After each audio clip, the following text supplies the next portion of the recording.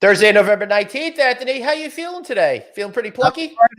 Happy Friday. I'm Anthony. Welcome to No Vacancy Live. That's my friend Glenn. You're watching the #1 show in hospitality.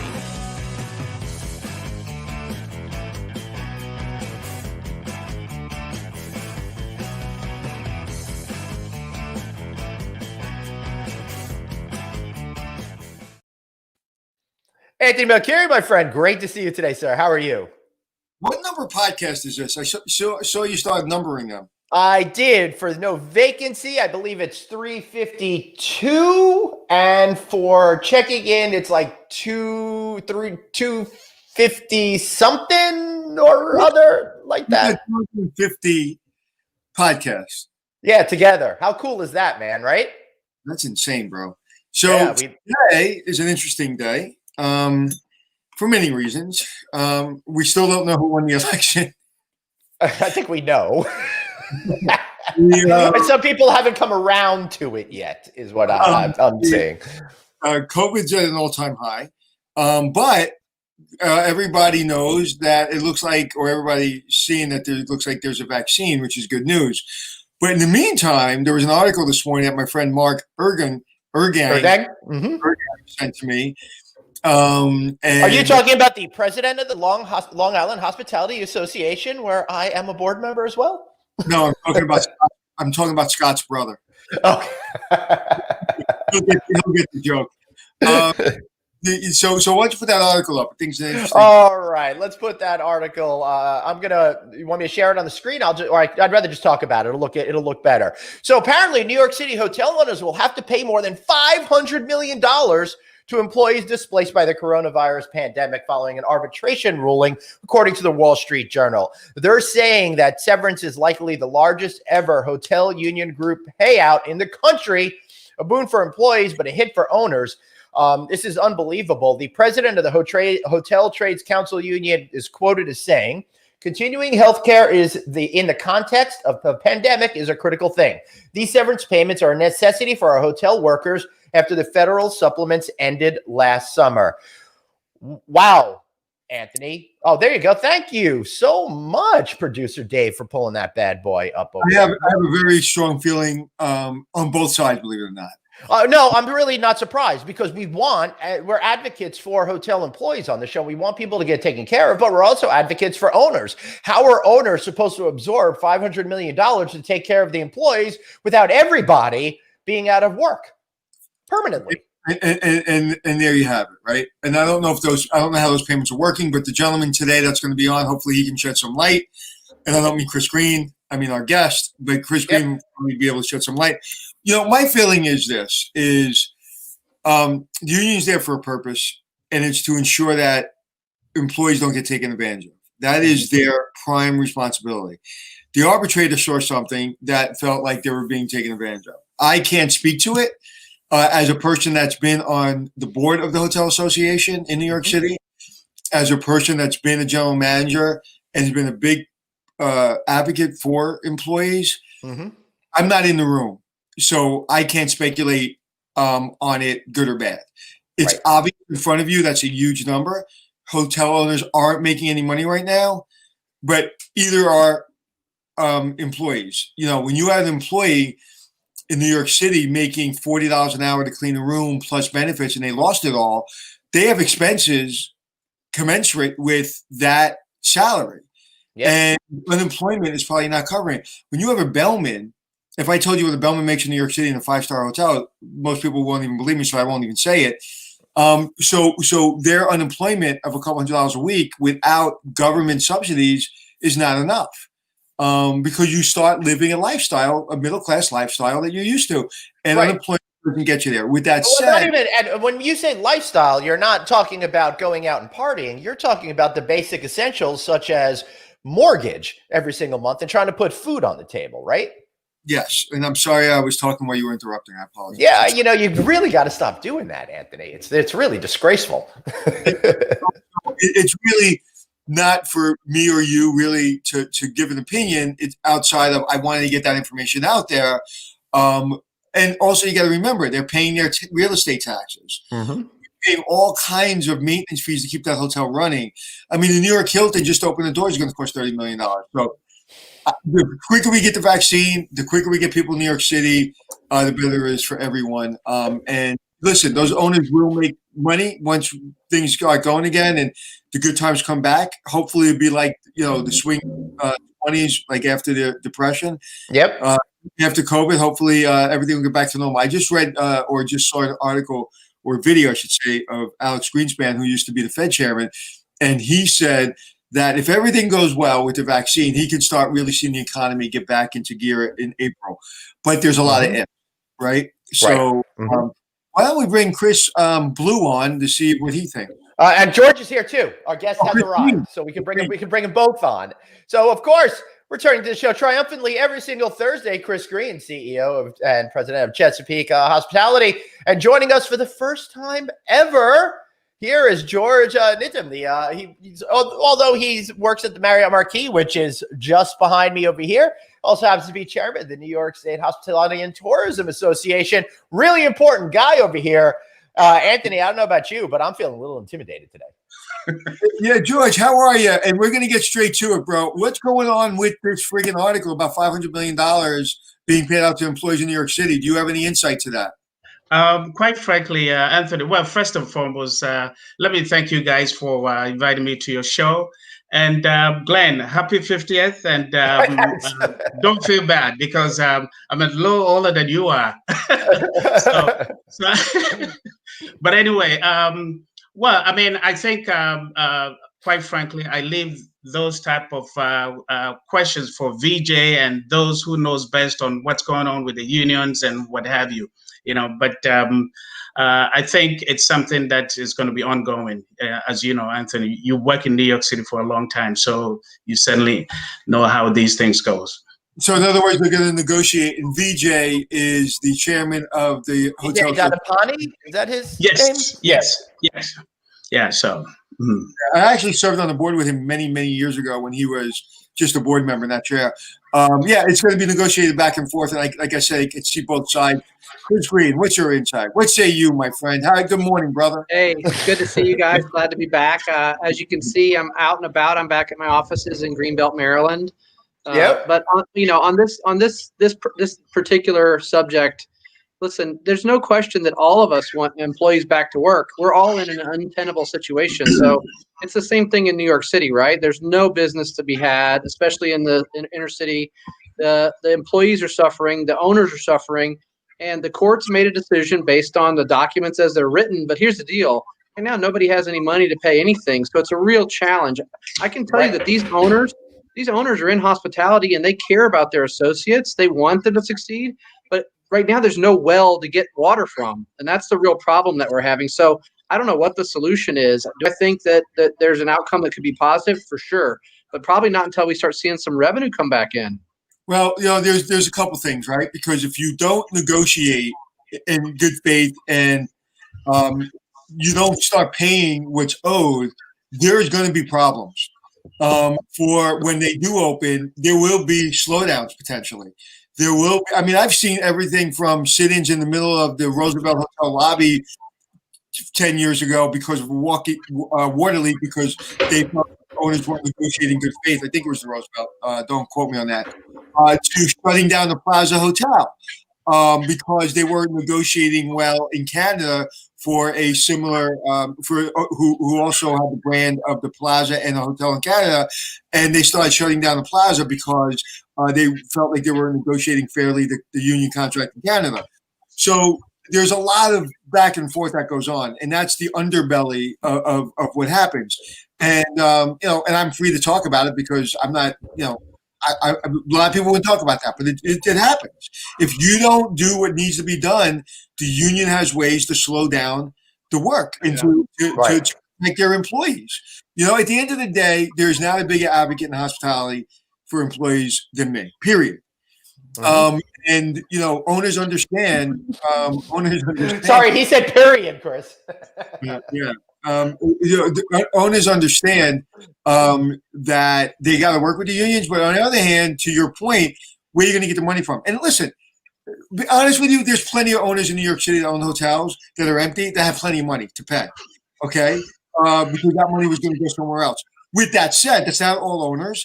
And is that money that they've saved as their own money for their business that maybe it's for a different business? Is it right to say, well, now you've got to pay these bills and it has nothing to do with this business? So it's very complicated. I just thought it was an interesting note. That the good news is employees are being protected. The bad news is how much can you ask for owners? The taxes in New York City are ridiculous. The codes, everything is so difficult to do business. In Times Square, the last 10 years, we had the greatest numbers, and there's hotels right before COVID were about to go bankrupt, and now are bankrupt. So I don't know what the answer is. Yeah. So let me ask you this, George. Maybe you could share for our audience members out there who aren't traditionally understanding how it works with the unions in a big city. What is that relationship like between hotel owners, executive teams, and the unions, and trying to find some sort of common grounds for everybody to move forward? Glenn, quite frankly, those type of negotiations or relationships are typically built between the HR executives and the hotel unions. My role is, quite frankly, is to be the advocate for the hotels in New York City, and well, I should say the whole state, by making sure that we get the right information for the hotels in New York State. Like, for instance, when the governor first came up with the executive order in May, he said hotels were not essential. So, in other words, we were not supposed to be kept open. So we went and sort of spoke to the governor's office and said, "Look, Governor, hotels are the ones that are taking care of all these essential workers." Yeah, exactly. All these first responders, doctors, nurses. So where are they going to stay? Who's going to feed them? So essentially, my role, or my association's role, was to basically speak to the governor's office to bring them back to reality that, hotels are the ones that suddenly it's basically the link. We are the ones that have to take care of these people. So right away, the governor was also very gracious, and then he rescinded that decision and then put us right back into the essential worker platform. George, you're such a gentleman. You answered that so beautifully. Politically correct. And thank God, if I was in your job, I'd kick the door open and go, "Governor, what's wrong with you? You just put 150 hotels, made them homeless shelters, and you're saying that hotels aren't essential? What are you talking about?" Him and I speak the same language, but you're such a gentleman, and I think that's right. But to answer your question, Glenn, the human resources with the general manager, with the ownership, with the vice president of the union and the president of the union and the delegates, they all work together. And it really depends on if you're an open-minded person. I've seen hotels brought to their knees because the general manager or the human resources director doesn't know how to manage their team and manage these negotiations. What you have to understand is it's a necessary evil. The union is there to protect the employees. I have seen horrifically bad owners that don't give a crap about their employees, okay? The majority of owners love their employees and take care of them. So it's not like the union is there as, for no reason. It's there because it does protect the employees, and I've seen it firsthand. On the other hand, the union sometimes overreaches, and it is up to the general manager, human resource director to say, "No, I'm sorry, these are the rules. This is what is best practice. This is what the contract says. Let's work this out. Win-win, everybody wins. Lose-lose, nobody wins. Or win-lose, nobody wins." So it's about your ability to negotiate and your ability to empathize with the union and the employees. If you want to go hand-to-hand combat, you're going to have hand-to-hand combat every day. Because at the end of the day, one of the things I always try to remind the employees is you work for us. We pay your medical benefits. We pay your wages. You work for us. The union's there to represent you if we do something wrong. And if we do something wrong, I'll say I'm sorry and we'll pay back wages. But you work for us. And if we're not doing well, you go to the vice president or you go to the union and you hold us accountable. So if you understand that and you understand the rules of engagement and you truly appreciate and have an open heart to your employees, it usually works out. Unfortunately, there's a lot of idiots that sometimes are in charge of hotels, and they decide to go hand-in-hand combat with the union, and they lose. Right. So we got a great question from the audience on this this big $500 million bill. Would insurance come into play with something like that? Is that such a thing? Anyone? Well, I think, Chris, you answered that because nobody's paying pandemic insurance. Well, no, it's not that. It's just I don't think that unless something was handled inappropriately about the furloughs and layoffs, it wouldn't be employment practices liability. So I can't think of where, unless it fell under the pandemic clause, which is not getting paid right now, then I can't imagine where it would get paid out of. So I don't believe insurance would be involved. It's probably in the contract that if something like this happened, what is the long-time payout of employees? So the arbitrator probably saw something in there that is basically contractually agreed to, but has probably not been used since the contract has been negotiated. But they probably found the legalese that protects their workers, and unfortunately, the owners are probably going to have to pay. And those owners that are paying right now, because there are some owners that are ready to decide to pay, is because they see the long game. The long game is, let's make sure we take care of our employees so we can get back to work, because the vaccine is right around the corner. Well, it would be interesting to see, frankly. I only read portions of the article, but it'd be interesting to see how many. I think it was 185 hotels that were affected, but the portion of affectedness by each hotel, because it's likely that some ownership groups were doing a better job of meeting the requirements in the agreement than others. So maybe one hotel is allocated much more money. So it'll be interesting when the facts come out about who was doing a good job about following the contracts and maybe who wasn't. And $500 million sounds like a lot of money, which it is, but over 185 hotels, over a period of 8 months, over a period of thousands of employees, it's not what it sounds like. So, George, what do you do with the Marriott Marquis? Well, I actually work for all the managed hotels in New York City. Basically, as Chris knows, there's so much that goes into running a hotel, in a big city. And what happens is that,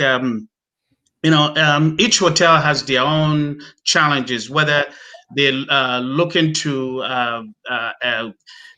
get some sort of permitting, or they're trying to get something done through the city. Let me give you an example. During last year's, I believe it was the New York Marathon, the city has to do its job. So the city decided to close some of the streets to do some repairs, and in that case, they had to shut down some of the steam. So, the city is preparing for this marathon, but unfortunately, they have no idea that the hotels are fully occupied.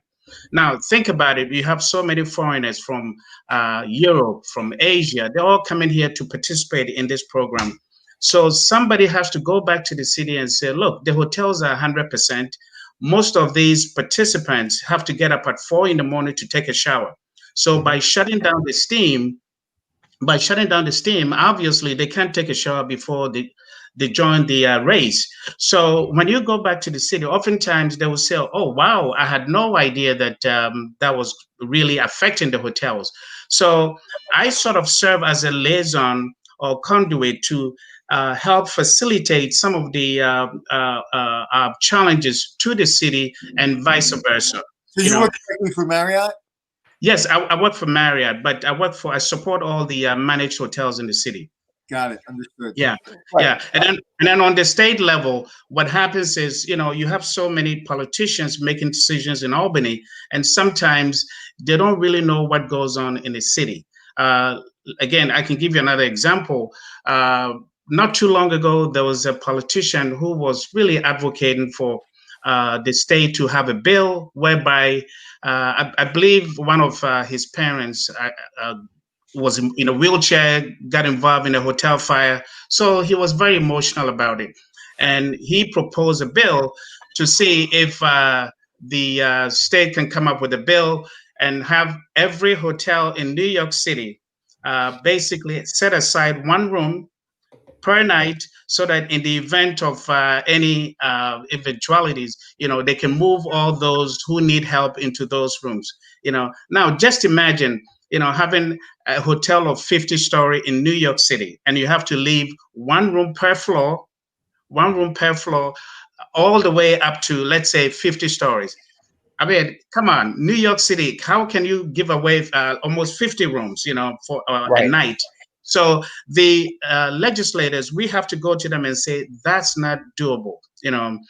Finally, another example on the federal level, Department of Justice was trying to come up with a law which states that any hotel that has 20 rooms or more and has a swimming pool should have a pool lift. Now, the pool lift costs the hotel about $4,000. And once you have a pool lift, guess what? You need to have someone manning the lift. So just imagine the undue hardship is going to create on, let's say, a hotel that has about 20 rooms or 30 rooms. So all these issues that someone has to let the legislators know. Otherwise, they will just continue coming up with these laws without knowing what exactly is happening within the hotels. Right, George, let me throw in on your comment about the pool lift scenario. This is a pool lift for every single pool, regardless on how many people that might need that pool lift in there. So when you're talking about a property such as the La Quinta Resort in California, which has something like 100 pools, literally, that would be 100 pool lifts that they needed to put in. It starts to become really such a cost that's just not fair for the hotel owners to burden. And you're absolutely right. A lot of these political decisions are done in a vacuum without fully understanding the ramifications of those decisions. Chris, you've been affected by decisions like this before. I have, and I want to thank George for his advocacy. I mean, these are the kind of issues that we need to get in front of, legislators to make sure they understand the business impact when they make decisions like these. Access is super important. I mean, the pool lift thing was a really hot topic for a long time. Yep. And listen, access and accessibility is huge and super valuable. Everybody has a right to be able to swim and access services.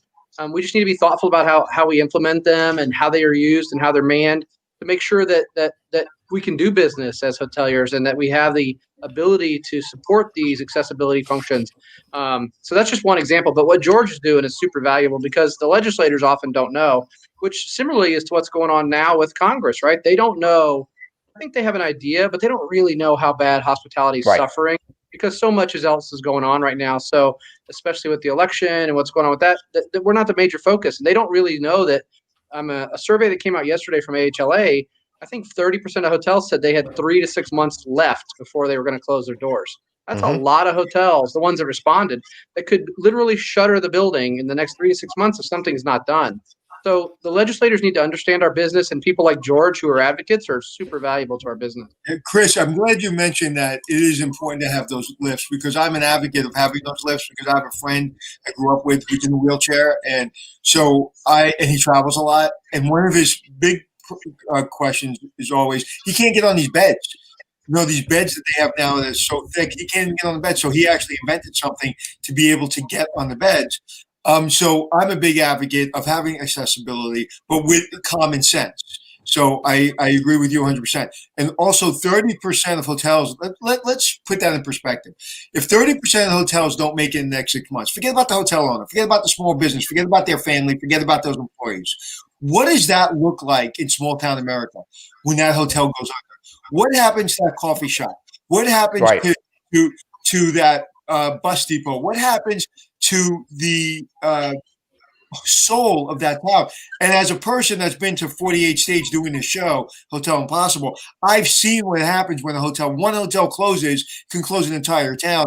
Or even if it doesn't close an entire town, the eyesore, because hotels aren't like restaurants. They're not changing to dry cleaners or they're not changing to a coffee shop or to another restaurant.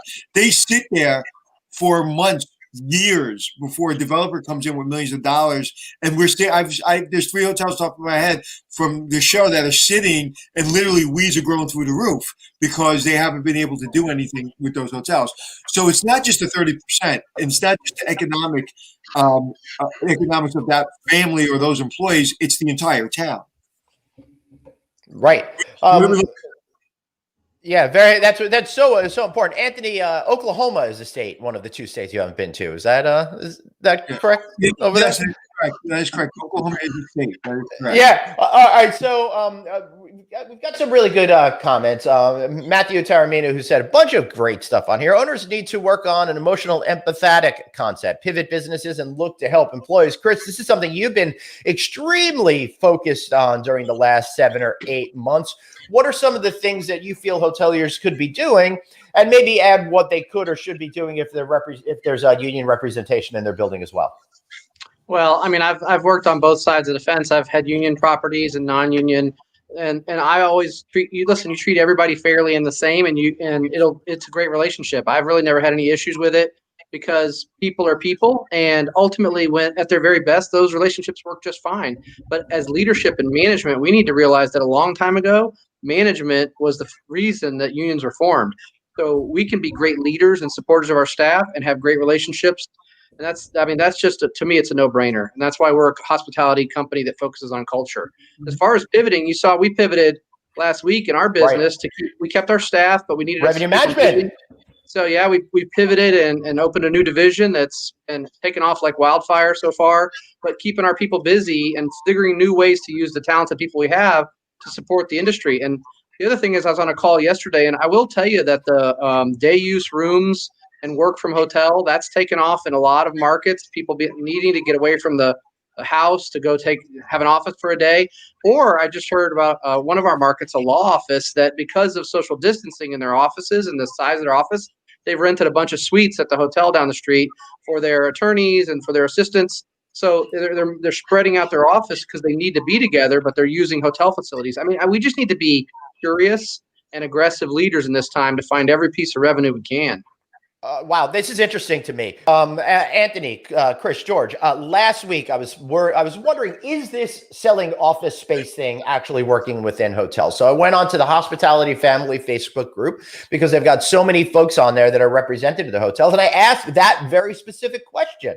And I'm surprised to hear the answer from you, Chris, because most of the people said there was no real luck. And it seems to me that there are isolated incidents of success. Why do you think your program is taking off in a more meaningful way compared to the unscientific method that I sought out with asking people? It may just be targeting. It may be thinking strategically about small offices so you need to target businesses that have to be in the office to do their business. And then thinking about, do they have the office space to house their people socially distanced? And maybe do they have the resources, right? I mean, this could be, I was on a brand-wide call, and they're starting to see traction in this SRP code for that day-use room under this specific program. So to me, that says it is starting to take effect. The point being, we can't sit on our hands. We need to be trying everything. If you did like we did and you kept our team, you got to stay busy, and you got to keep and ask your team, what other options do we have for revenue? How do we drive revenue? What else, can we do the ghost kitchen concept? What can we do? Can we do delivery in the local marketplace? We're talking about that in Baltimore, believe it or not. So that's fantastic. Yeah. So for those of you who don't know what a ghost kitchen is, it's the whole idea of having a restaurant without the restaurant part of it. It's just the kitchen, and they deliver to you high quality foods directly to wherever you are. So George, I got to ask you, Chris is saying some interesting things. As chairman of the New York State Hospitality and Tourism Association, what interesting things are you seeing out there that's helping people drive their business in this very peculiar time? Well, quite frankly, what we've been doing is to really lobby the governor's office to see if they can open up the number of people that are required to be in a banquet facility. Currently, it's 50. Secondly, the restaurants, they only allow 25% in New York City. So what we're essentially doing is meeting with the governor's team almost every week, twice a week, and our president, Mark Dorr, and the Greenberg and Torrey, that's the law firm that we use, Sam Najami and Deborah Stevens. They've been doing a great job, and Brian. I mean, they've been doing a fantastic job. So we've been meeting with the governor's office, explaining to them that, some of the facilities in New York City, they have maybe 1,000 to 2,000 people space, and you're giving them 50 people. I mean, how can they book an event for 50 people when the space is really for about 1,000 or 2,000? Similarly, with restaurants, you cannot operate a restaurant with 25% occupancy. And I see it every day when I'm going to the city. If you drive on 46th Street, that's the restaurant row, It's really pathetic. You have people sitting outside right now with the cold weather. People cannot sit outside. So how can they really make money? With the takeaway restaurants, for instance, these takeaway guests, they are not really customers of these restaurants. The real customers are the ones who go inside, sit down, have a real meal, order the steaks and whatnot, and also order bottles of wine.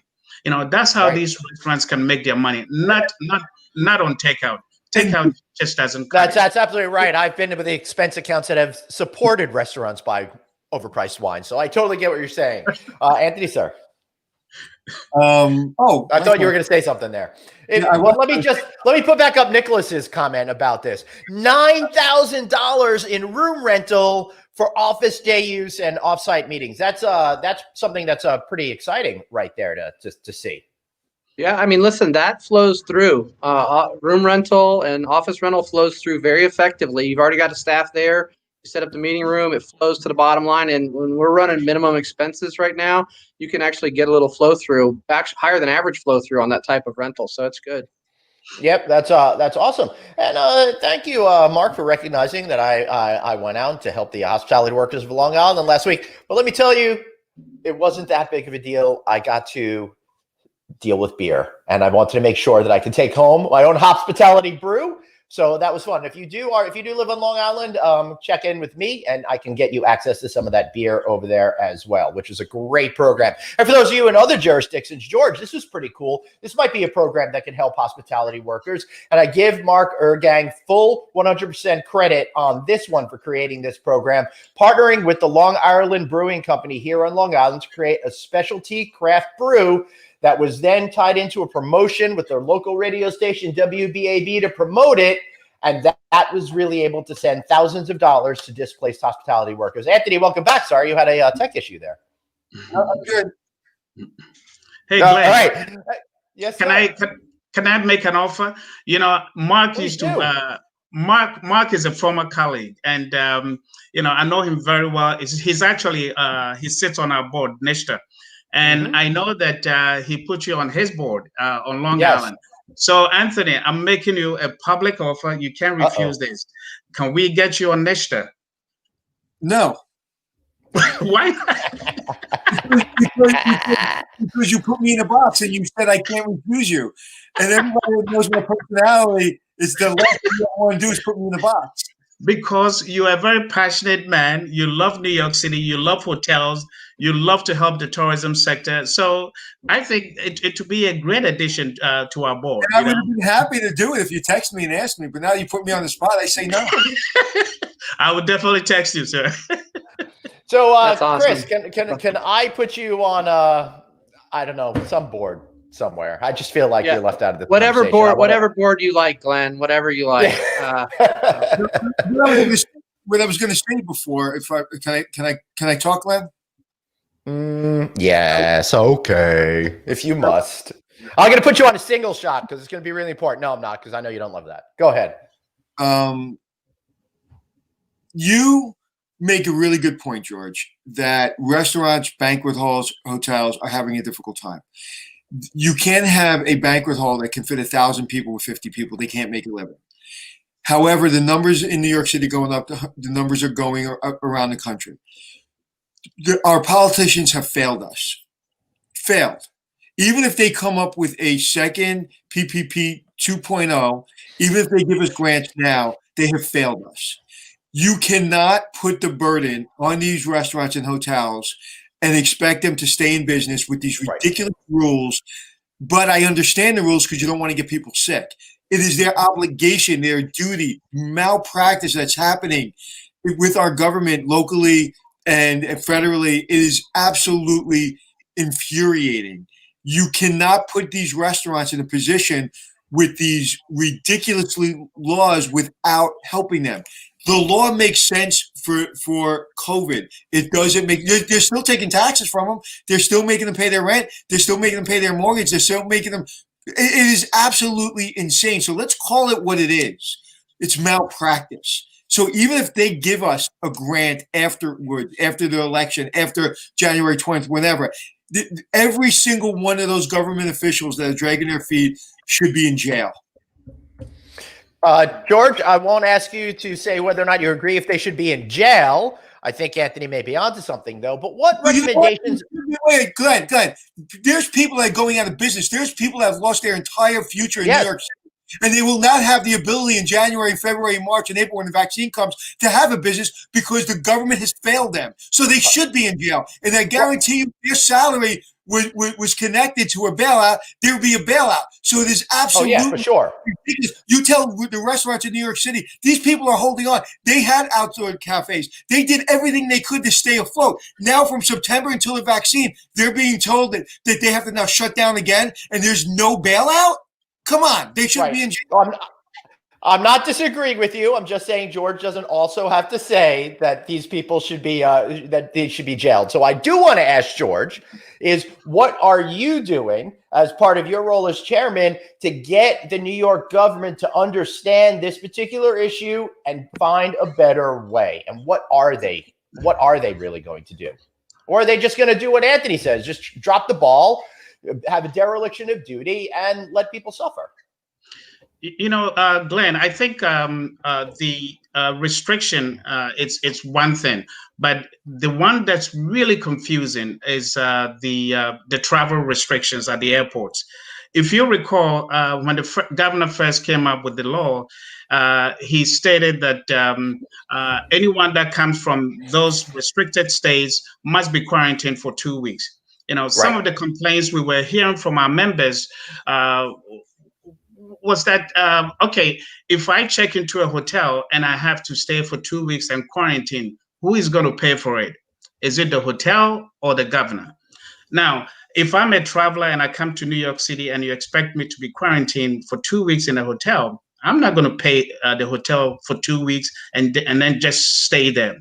Currently, he has modified that restriction, and now he says when you come in, you have to be tested at the airport, and then you have to be tested again. I believe it's 3 or 4 days, and if you test positive, you should be quarantined again.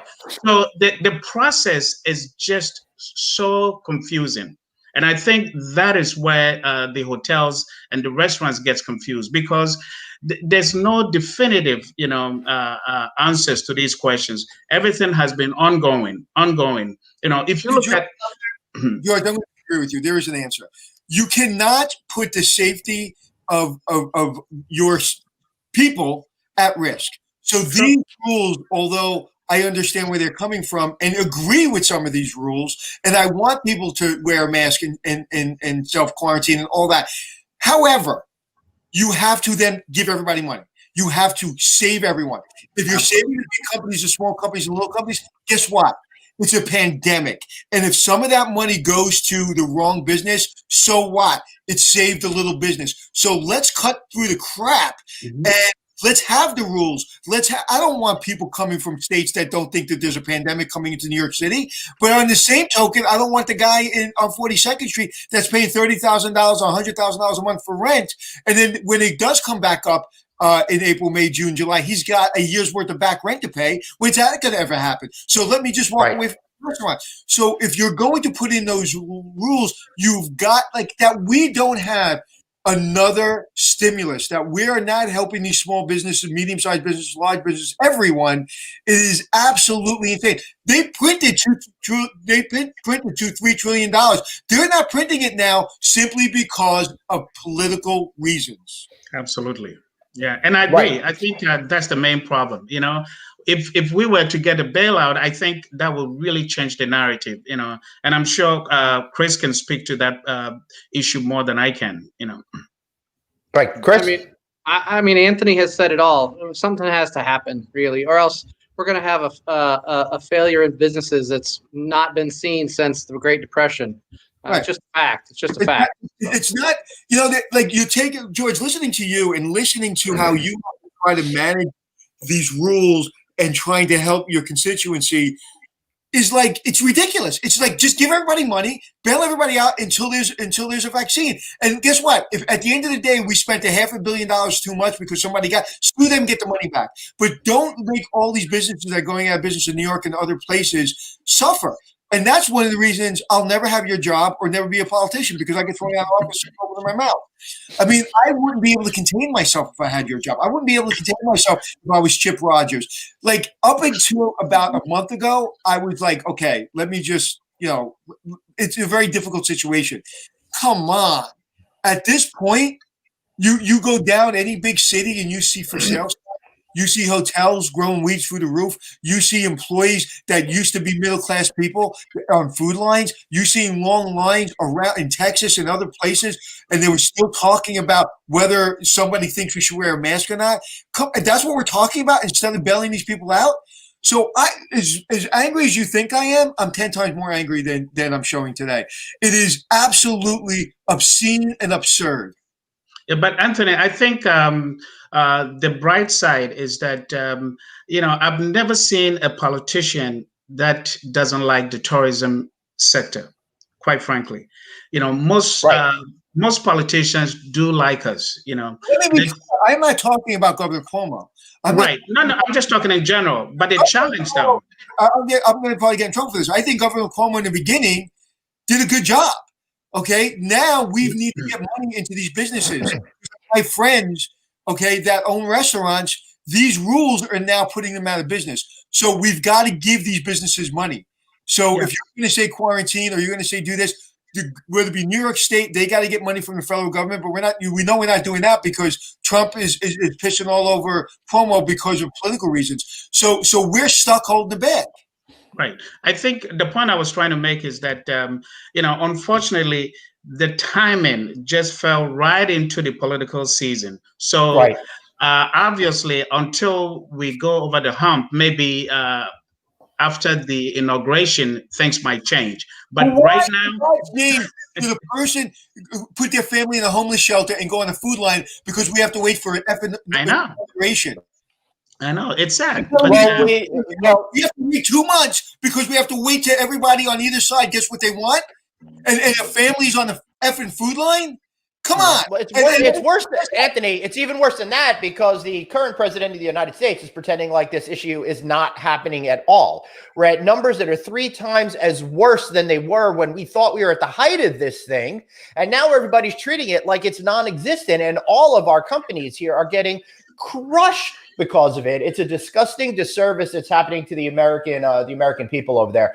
Michelle Thomas comments that Danny Meyer, who's a well-known restaurateur, for those of you who don't know, he's got a lot of great New York City restaurants, very high-end, but also created the Shake Shack brand. He's looking for a bill to help restaurants and their employees. Hopefully something is going to happen.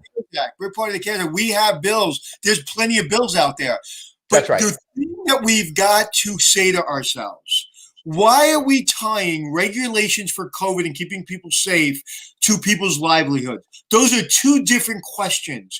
You can't criticize a governor on either side for either wanting to keep restaurants open or wanting to keep restaurants closed. Nobody knows how to handle this pandemic. So we need to put money in people's hands. How can you close gyms in New York City for 8 months but still not protect them from somebody closing in on their mortgage and having them to pay rent every month? How can you legally tell them they cannot operate, but they legally have to pay their bills? This is the problem. This is what we have to deal with another 2 months because of political seasons, and this is complete bullshit. Yeah. See, Anthony, that one, I think the governor has been complaining that he doesn't have the resources to enforce. He says that's not about him. This is about our federal government not doing the right thing. Right. You know what? I think maybe we should arrange a meeting between you and some of the senators next time we go to Washington. So I'll tell you why I would never do that, because I get very emotional when people aren't listening to me. And so I start to get very quiet. So if I think someone's going to listen to me, like Ahoa asked me to do that video for Congress, and I tried to articulate our plan, and that I can do. But I am not going to speak to someone that I know I can't win the fight. So it is not worth it. It is much better for me to stay on this show, and I can say whatever the hell I want. And whether you want to come back or Chris wants to come back or Glenn wants to do the show anymore with me, doesn't matter. What matters is this is my platform, and I can say whatever the hell I want. I'm not saying anything wrong. Sure. Nope. No. In fact, I would argue that you're saying what needs to be heard, and we need to continue to say this message day after day after day. Chris, Daniel, a friend of the show, wants to know what your thoughts are on this whole mess of an issue. It's an impossible situation. It's very difficult because if you look at it from our business angle, right? If you look at it from hospitality, because we want people to be safe. I have thousands of employees that I want to be safe. So I want restrictions to be safe. I want people to wear their masks every day and social distance. But I also know that it's impossible as a leader of a hospitality business to succeed when you cannot easily travel between states or between markets. And so the only answer is stimulus. And I'm not a big fan of government stimulus, but there's no other answer because Anthony said it. We have hotels that are empty generally, but they still have got mortgage payments. So if the government's not going to force some defeasance or forbearance of a longer period of time, like a year off, then they've got to give some help, or otherwise these businesses can't sustain themselves. I have to be in 4 cities in the next 10 days, and I can't tell you how complex it was to figure out what the restrictions were. One of those places I'm going, I can only stay 20 hours. So I had to get a flight out the very next morning and take a test in advance. I mean, so travel is really not a thing right now. There was 57 people on my plane this morning, and that's seats 173. So you can tell what's going on in the airline industry. It's just very, very challenging. And the only answer is, because we're locked down, the only answer is stimulus. So it's got to happen. And waiting is just making it worse. It should be mandatory and I mean this sincerely, be 2 things that are mandatory, right? It should definitely be term limits, 100%. Absolutely. Number 2, it's got to be something that regulates the entire country because this is affecting the entire country. Okay, they've been asleep at the wheel. Also, every senator and congressman, anybody in office should have had to run a business. I don't care if it was a lemonade stand. They should understand that you can't pay for the lemons if you don't make money. And if you tell me I have to close my stand, but I still got to pay for the lemons, I will go out of business, okay? You have to understand the ABCs of business. So this isn't an Italian guy from Brooklyn that has emotion. This is a businessman who has been seeing this for 9 months in every aspect of this country and talking to people all around the world with a lot of information. And to see someone like you, like the gentleman on our show today, that are twisting themselves, into balls to make sure that they abide by the rules and they say the right things and they do the right things. And Chris gets on the plane because now it's 20 hours. It is absolutely at a point where it is insane. And let's call it what it is incompetence. And no one is bringing them together because there's a 2-party system. We're still talking about who won the election. We're still talking about, how we're going to, this state's not going to get it. That state's not going to get it. It is. So to me, I have watched friends of mine twist themselves into balls like Chris and like George and have done a great job. And at this point, there's nothing more Chris and George can do. We are going to get shut down again. There are going to be states shut down. New York City just shut their schools down again. So let's stop playing games and let's get a stimulus. Why do I have to wait for my family? Thank God I'm okay. Thank God your family's okay. But why should people have to wait for their family to eat or get a home until January 20th because of the political seasons? So this is not a just hot-headed Italian guy. This is seeing people like you and seeing businesses and seeing friends and family and people I don't know lose everything. Listen, Anthony, with the shutdowns and with the schools shutting down, I mean, this is what I mean about an impossible decision. If you're in a service industry, you've got to be at the service to provide service for the guests. So if you're a mom or a dad and you work in a service role in a hotel or a restaurant and they shut down schools, what are you supposed to do? How do you go to work? And so it's even putting a bigger grind to a halt on the whole industry. Now, I'm not saying that it's not necessary to save people, but the problem is how do we make money and how do we keep going? It's an unsolvable solution. But Anthony, wait. I've always threatened that I was going to take a year off from my job and go run the Office of Financial Management for the U.S. government and balance the budget in a year. Because if you're a true hospitality operator, you could do it. We could do it because you would have to make stuff happen. And that's what we have to understand. And Chris, at this point, it is not about how to figure this out. It is not about how many people in your hotel. It's about, you know what? Let's just give money for your business to stay in business. How about that? How about that? Okay. Yeah, so I saw Anthony. I saw New York City schools are closing again right now, and I saw this meme that's like, "Why are restaurants and bars still open? Can't we just send our kids to school in restaurants?" I mean, that it's kind of joking around, but I think that makes a really good point, and I think that there's an issue with why Congress is not paying attention to what's going on, because they keep conflating what the pretend number of what the Dow stands for to what the economic reality is in our country. They're two separate and distinct things. And I feel like we've got this weird schism that's going on, that everybody thinks the economy is represented on whether or not the Dow is going up or down that day. And nobody's really focusing on the real lives of people and what really matters out there. And that's the thing that's really been bothering me a lot lately. Listen, what do you do when your family is having stress, right? Do you go in the middle of your family and just add more stress, or do you evaluate the situation and say, okay, let me have my daughter or whoever have this moment, let me go back to it, and then let's talk about it. That's what's happening. They're throwing oil on the fire. You have so much stress. To Chris's point, you have a teacher that now has to go home, stay home, raise her 3 children or 4 children, or he has to raise his kids, or the family has to raise the kids. As they have jobs, they probably live in a small apartment where they don't have enough room. Okay, in there, I don't have enough room in my own house for everybody when everybody's home to have my own studio. So, that is what we're talking about. So let's just call it what it is, and let's just give another stimulus. And again, I don't think people should stay home and get free money. Nobody does. But we've got to get to a vaccine. And once we get to a vaccine, it will all take care of itself. So the people that took care of the system, that took advantage of the system, like in the beginning, that wouldn't come back to work for you, Chris, now don't have that stimulus, and they don't have a job. And I guarantee you there's somebody that was in your company that came back to you and said, I need a job. And you're like, well, I don't know what you did, but you may have brought him back, or you may have said, listen, I gave you a job to somebody else because you thought this was going to be free money the rest of your life. That's going to happen. And we've just got to, that's cost of doing business. When somebody stains your carpet or breaks your wall in a hotel, it's cost of doing business. You can't hold the entire country hostage because of a couple of lazy people. Right. All right. So what I want to do now is I want all of you out there that are watching the show and paying attention to participate in this. We need to help you get the word out and talk to politicians out there. Dave, you want to bring that up for us?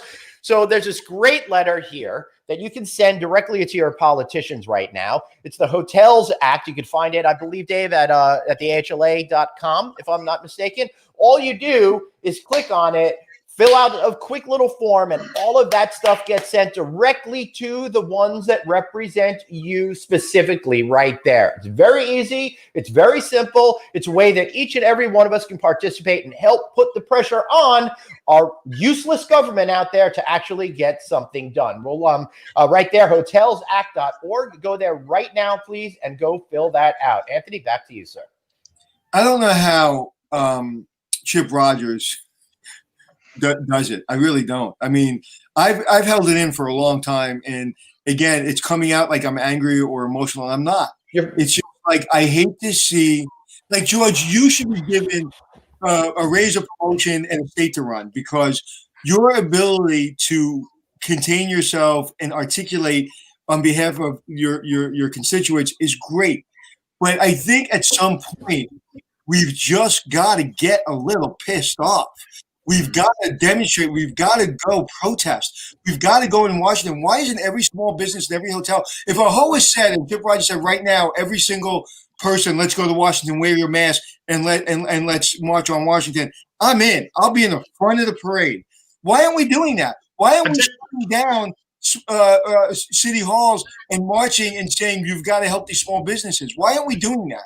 I tell you, I think, Anthony, that's a fantastic idea. So, certainly I'll pass it on to, Roger Dow is all our friend. He's a good man, and between him and Chip Rogers, maybe we can organize a march and just show our strength. Because if you look at the number of employees and then the trillions of dollars that we bring to the economy, I think they should definitely listen to us. Like you, every day I receive emails and text messages from various employees asking, when they can return.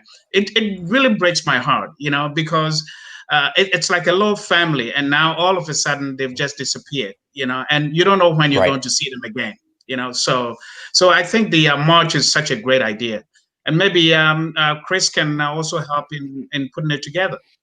I think between Rogers and everybody else, we've got to stop with we got to wait till the election's over. We've got to stop. I mean, until they're and then wait. People are suffering, man. People aren't going to have Thanksgiving or Christmas. You're right. Right. Well, it's really frustrating. All right, I love this idea from our friend Mike McManus. He's not only filling it out, but he's sharing the link. So yeah, take hotelsact.org, everybody. Share that link. Put it on all of your social media sites. Help us get the word out so we could all get past this right now. On top of that, Glenn, because I know I haven't spoken enough today. On top of that, yeah, he's such a wallflower. We are all scared for our own families getting COVID, Thanksgiving dinner, what we're doing here. It's like we're all nobody knows what's going on. And so on top of the economic hurt, on top of your businesses and your legacy and your family, being out of business, we're dealing with our own safety and with our kids coming back from college, and maybe is our grandfather coming over for Thanksgiving, so all these things, and now we've got to wait till we decide, on January 20th. It is horrifying. And whether you're Republican, Democrat, if you're still holding the country hostage because of the inauguration, how dare you? And how dare the senators and the congressmen? Yeah. And Chris, Glenn, and Anthony, I know you've been talking about this on your show so many times. And my only advice to the hospitality folks is, now that you have this downtime, I think, Anthony, you kept on saying this for a while, that sales. Everybody should be a salesperson because companies are restructuring. If you used to be a bellman, today, I'm going to need a bellman who can also perform the functions of a door staff, you see. So because of that, I would strongly urge all hospitality employees to take on additional roles or take on additional responsibilities. If you're a housekeeper, you can even take a certificate program for, let's say, front office operations, just one certificate course just to prepare yourself for the future, because times are going to change, especially with the new information systems that are coming up. Yeah, and I hate to say it, but now's the time, to maybe look at that thing you wanted to do, singer, dancer, work in the hospital, be a nurse. I don't want to lose employees, but you obviously see the government isn't going to take care of you, so you got to take care of yourself. And it's how many people can afford to be out of work for 8 months and live on $400 a week? It's crazy. Yeah, really interesting thought. Interesting question here from a friend of the show, Daniel. George, you see any pressure from anyone maybe wanting to use hotel beds for hospital beds at this very moment? I think we've done that. No. That was more like essential workers. Now I think Daniel is specifically. That's what's happening right now. Yeah, I believe in New York City, Four Seasons was one of the hotels that did that. Yeah. Yep. Yeah. All right. I think that we've. Yeah. Any final thoughts before we wrap up this discussion, gentlemen? Chris? No, I mean it's passionate discussion, passionate time. Something needs to happen. Anthony has said it all. I will say that we try to find bright spots here at our organization. So if you do get time with your immediate family over the next week or so, I think you should enjoy it. We will pass through this. It's going to be brutal through the winter, but we're going to pass through it and come out stronger than ever. It's one thing about hospitality. We will come out stronger. People will come out stronger. I just hate people are suffering. So just remember those that are not as fortunate as some of us right now to still be working as you go through this time. And also, don't forget the people that weren't there for the people that they're supposed to serve. And also, remember the people that are saying ridiculous things just because of a political point of view. Remember those people. Remember those people, because those people are keeping restaurants and bars and people and people from being safe. Regardless of which side of the aisle you're on, this is a problem. We're all Americans, and this is a problem. We have to take care of each other. And there are people in this country that is just falling. whether it be a politician or somebody else. We have to take care of each other. And Chris, I commend you. I mean, you're opening up a different piece of your business. You've kept your employees. You've worked your butt off. Your team has been unbelievably supportive. George, you've been incredible for your organization. That's not what I'm talking about. I am talking about, of course, we have to do that. Of course, we have to do other things. I've never been busier. I'm a very busy person. Glenn's busy. We're busy.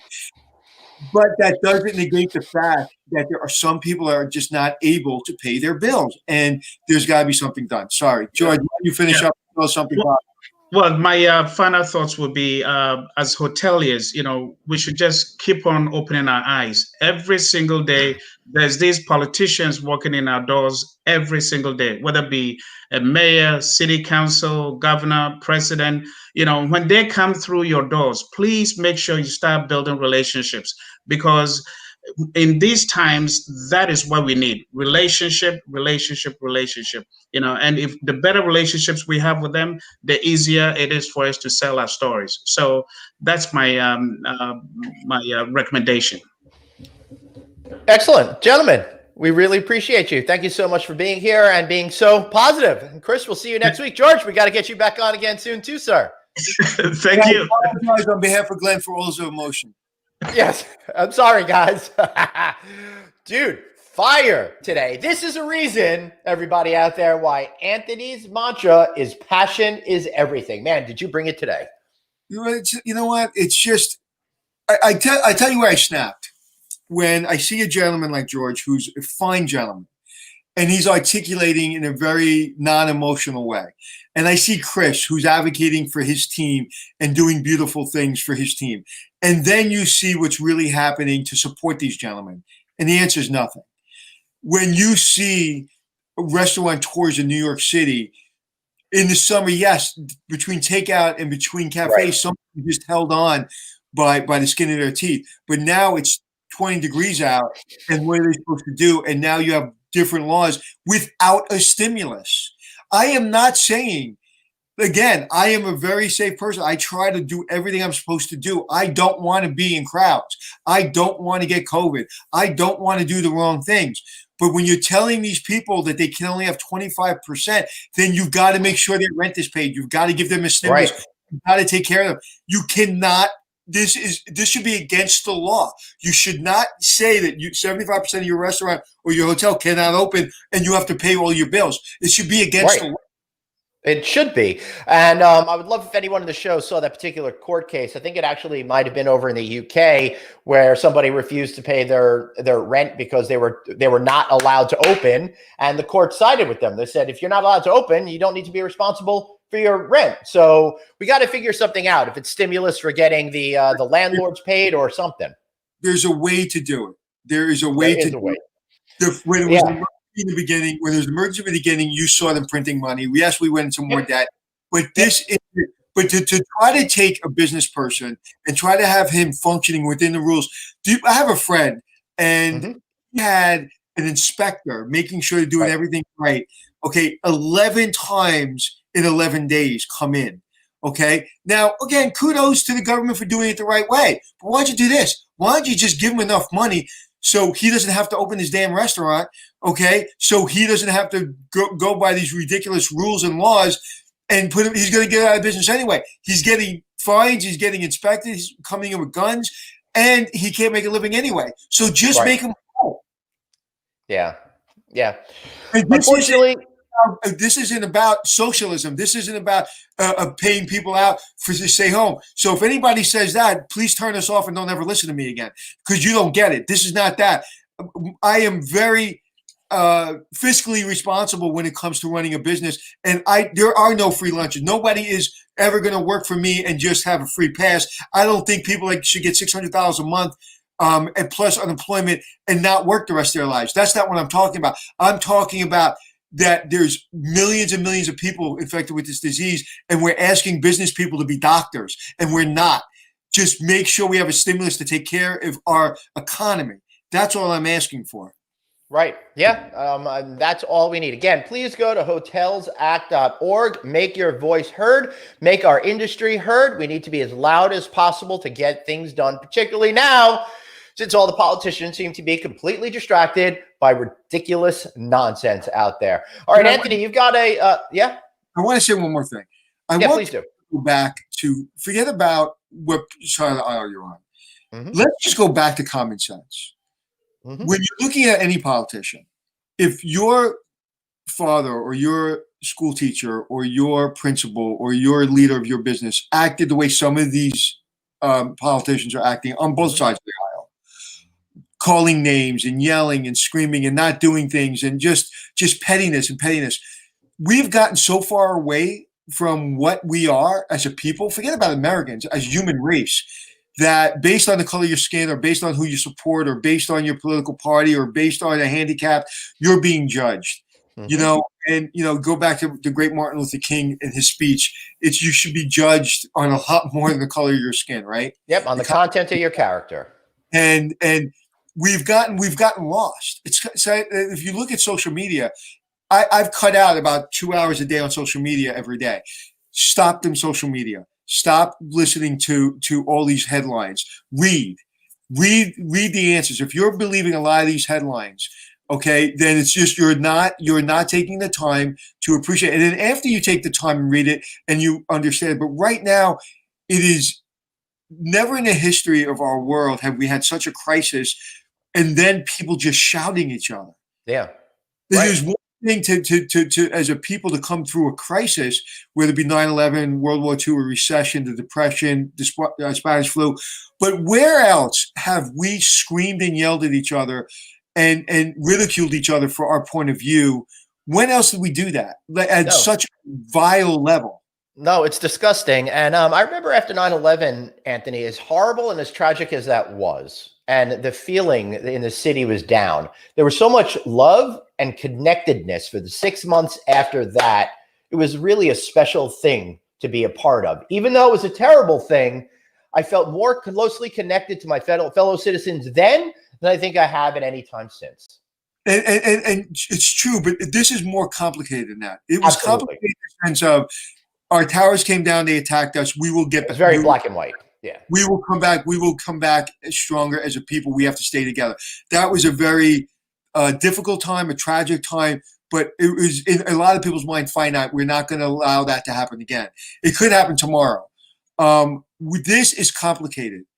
We're trying to keep the businesses open. We're trying not to just give people checks and make everybody lazy and stay home. But we cannot, this is falling on the people like Chris who are killing themselves to keep their businesses open and these restaurants. And it is, and so what do we do when we have this tragic event? We attack each other. Right. And it's just insanity. I have decided not to talk to some people that I really care about because I'm not going to ice them out of my life. They're going to be in my life. And I love them. I'm not going to not. But right now in this moment, they're a little too out there for me. And I got to let everything settle down because I'm not going to. I think they should have their point of view. And I don't agree with their point of view. If they ask me, they're not going to like my answer. And I'm not going to get yelled at. I don't want to get yelled at. So I'm just not going to partake in the conversation. And I think that just stop partaking in conversations with people. If you cannot have an agreement or a disagreement and without screaming and yelling at each other, you shouldn't have that agreement. The reason I got frustrated today and the reason I raised my voice is because I wanted to. Not because it attacked me and all of a sudden I was out of control. I wanted to. It was time for somebody that is not attached to an organization or to a hospitality organization like Chesapeake or Marriott or Hilton or anything. You know, my livelihood, it depends on my authenticity. And if people don't want to hire me because I have passion about the subject, I don't really give a crap. This is about us thinking things through and solving difficult problems. Screaming and yelling at people about their political views is not going to get anything accomplished. Nope, it certainly is not. All it does is create more anger and frustration and negativity. And we all need to come together and find a solution for these problems. Now, Daniel says, I hope it's not what Biden said, a dark winter. Please check our show from last Friday when we had on Dr. Osterholm. He's been appointed to Biden's task force on COVID. And he really goes through what we can expect here in American society over the next 6 and 8 weeks in the short term, and then the long-term prognosis once we start to get these vaccines that are coming through. He said this morning, I saw him, Anthony, that he expects by July to be attending baseball games in public with his grandchildren again. Yeah, I hope so. And from his lips to God's ears. I saw Mitch McConnell, I think it was, fist bump the vice president elect Harris.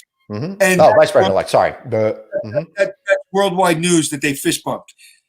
Okay, so they have political differences, and you don't think that they can at least fist bump and be cordial to each other? That's worldwide news. That's what we've come to. That two people with different perspectives are actually being kind to each other. And she put her fist out, and he put his fist out, and he patted her on the back. And he said afterwards, I think TMZ got him, and he said, "I respect her. She's a nice lady. We have a good relationship with her." Right, but we politicize everything because of what's going on. And it was that moment of I think we have a chance of getting back to being kind to each other. We can not like our political views. Okay, there's a lot of political views that I have friends that I think they're out of their mind. I don't tell them they're out of their mind because I want to keep their friendship. But it's not about their political views. It's about how they treat me and how they treat the people around them. And we just got to get back to it, man. It is the further we get away from it, and the further we think what's happened with what's going on. And I'm trying to be very politically correct because if I say one wrong thing, 37 people are going to think I support or don't support somebody, and it's insane. So I don't even go there because I just don't want. Because what I'll do is I won't talk about it. I'll just delete them and just block them. That's right. Yep. But anyway, I don't mean to keep going on. No, that's all right. We try very hard here to be politically agnostic, except when it comes for our passion for the hospitality industry. And hopefully each and every one of you out there can see that coming through. This business is everything to us, and that is what matters most. Forget the left, forget the right, forget the mushy middle. That's what matters most to us, helping empower hospitality professionals and the companies that are out here. Anthony, sorry. If I could make a difference being a politician, I would do that. But I think I make bigger difference doing what I do. I think once you're in that, whatever you want to call it, what is the number one priority of elected official November 4th?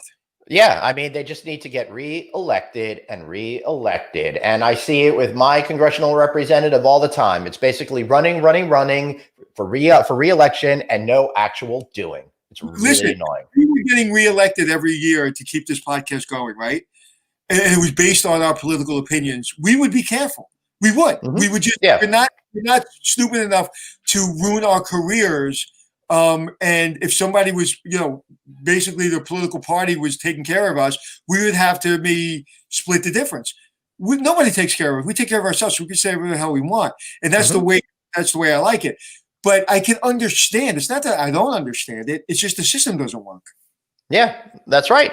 That's why we're here trying to change the systems every single day, guys. Thank you so much for being here. Now, if you want to make more changes to your business and be really proactive, in fact, if you want to find some hospitality success, well, I highly recommend you tune in at 2 o'clock today. Anthony, or is it 3 o'clock? Why am I blanking on what time you're starting your show today at Hospitality Success? 3 o'clock. Yes. Sorry. 3 o'clock today. Anthony Melchiori's Facebook page. I love this show. Every week they go and check out a different episode of Hotel Impossible and really get behind the scenes, but not just what happened behind the scenes on the show, but why it's really relevant to hospitality operations. What a great idea, Anthony. Thank you very much. Why don't you reach out to Chip? I'll reach out to Ahoa, and let's see if we can get something. I know there's COVID in the air, but if we're outside and we all have masks on, I think it's time for a march on Washington for a small business. I really do. Yeah. All right. Let's do that. All right. We'll reach out to those guys. Meantime, if you want to check our show from last Monday when we had Chip Rogers on from the AHLA, we actually got to see him in person because we were at the Riggs Hotel in Washington, D.C. for that one. Check that out. We got a great understanding of what was going on, or more importantly, what isn't going on over there. So, guys, please subscribe to our newsletter. Text the word hotel to 66866. You'll get an email every Sunday night in your mailbox with all of our great shows and other important content as well, such as the fact that Caesars Entertainment sold Bally's Atlantic City to Twin River Properties, which is now called Bally's Entertainment, for the sad sum of $25 million. Isn't that again? Attention. Say that one more time. Caesars sold their Bally's property in Atlantic City for $25 million. Yeah, exactly right. Okay, so let's explain that since you brought it up. 2 seconds. One, they bought it for $25 million. Yeah, a company called Twin Rivers, which is now being called Bally's Entertainment. Their new entity. Just so you know, they didn't buy $25 million. They bought a problem. And the problem is going to cost them about $300 to $400 million to fix. Right. So if maybe they just bought the land for $25 million, they're going to knock it down and rebuild it. Maybe they like the spot so much that they just want to knock the damn thing down and rebuild it. Because I can't imagine them wanting to spend $25 million and then put $300 million into put lipstick. Right. Well, Hard Rock, the one in Atlantic City, they bought that from the failed Trump entertainment properties, and they put in, I don't know, don't quote me on these numbers, everybody, like $150 million or so, and really created something very nice over there. And with all due respect, the bones of the Taj Mahal were a lot better than the bones of the Ballards. I agree. Absolutely. Absolutely. All right, everybody, please check that out. Check out Anthony's show today at 3 o'clock. And we've got another great best of show tomorrow. We'll be back next week with more original content you're absolutely going to love. Thanks for bringing us into your homes every single day. Anthony, remember, you got one life, so blaze on. Be kind to yourself and write to politicians. They all suck.